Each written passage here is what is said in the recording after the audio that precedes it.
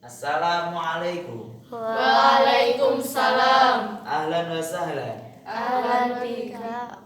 Sabahul khair. Sabahul nur. Kaifa halukum? Bi khairi walhamdulillah. Wa anta? Khair walhamdulillah aidan. Al-an fi hadzal makan fi hadzal sabah uridu an usawwiru an talamidu iqra fi ilmin nahwi. Fahimtum? Nah, Naam, sahih. Babul iqrab. Al-iqrab. Ada yang tahu iqrab? Iqrab tahu? Perubahan kata pada akhir kalimat atau perubahan harakat pada akhir kalimat. Iqrab yaitu atau hiru awakhirul kalim bi ikhtilafil awami adakhirati alihah lahdun al takdirun, yaitu perubahan kalimat pada akhir kata. Dan biasa i'rab ini biasanya bedanya di akhir kalimat yaitu berupa ta, ti, tu, tergantung amalnya atau tergantung depan kalimatnya gitu. Jadi i'rab dibagi menjadi berapa? Dibagi menjadi 4. Adapun i'rab terus i'rab terus khafat napa jer, terus i'rab ini dibagi menjadi 4. Terus fi ilmin nahwi, di dalam ilmu nahwu itu ada beberapa tingkatan kitab. Kalau saya ini merangkai tentang kitab Al-Jurumiyah karangan Serson Haji. Jadi i'rab secara bahasa kitab Jurumiyah yaitu al-i'rabu wa taqdiru awakhir kalimi li ikhtilafil awamili ad-dakhilati 'alaiha lafdun aw taqdirun, yaitu perubahan akhir kata pada kalimah yang disebabkan perubahan amil yang berbeda. Contohnya, contohnya ja'a zaid. Ya, niki sing dijenengne sing yang dinamakan i'rab iki.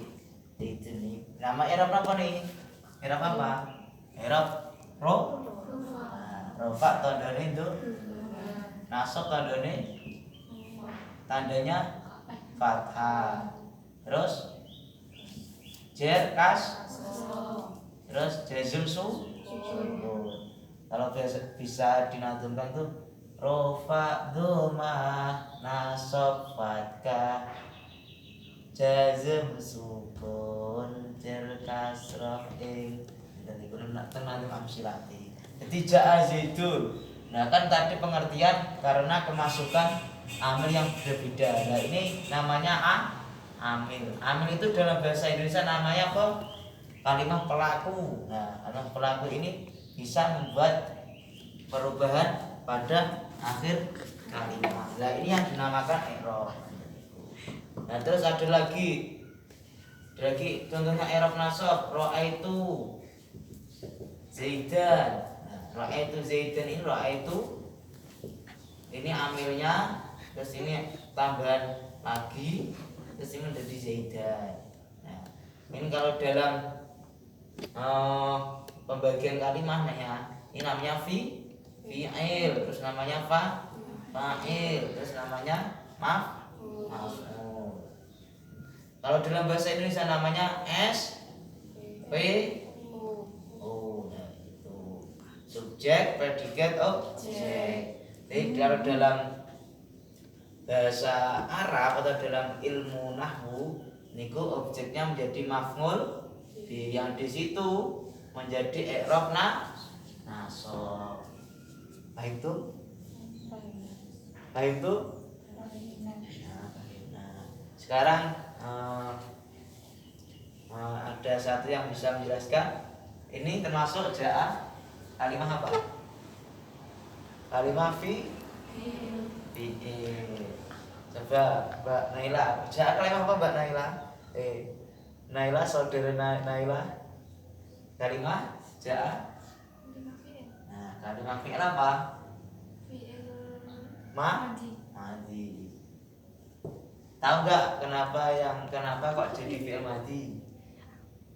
Ada yang tahu? Nah, karena jaa ini menjadi fi'il madi karena bermakna sudah datang. Gitu. Jadi kalau di dalam bahasa ini beda dengan bahasa Indonesia. Bahasa Arab ini lebih apa itu? Lebih bahasanya lebih luas lagi.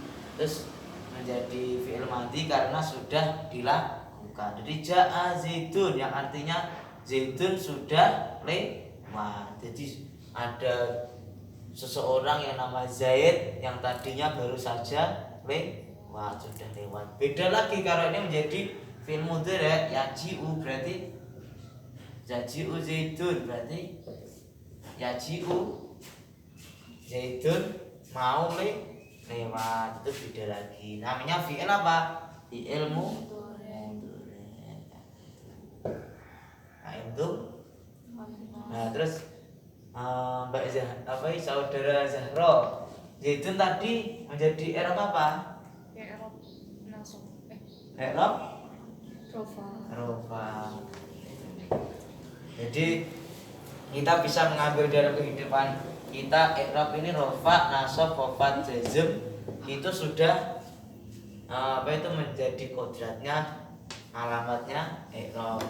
Nah, kodratnya gimana mengambil hikmahnya? Rofa ini walaupun bermakna atas, kalau bahasa Indonesia bermakna atas, tapi kalau dia selalu tunduk. Contohnya ini coba dumah loh, zaidun, dumah ini. Dumah kan walaupun dia beradanya di atas huruf hijaiyah, dia selalu tunduk. Jadi kita bisa mengambil hikmah bahwa kalau kita menjadi seseorang itu walaupun kita mempunyai derajat yang tinggi, mempunyai derajat yang atas, mempunyai kejabatan yang tinggi, maka kita juga harus tunduk pada orang yang sudah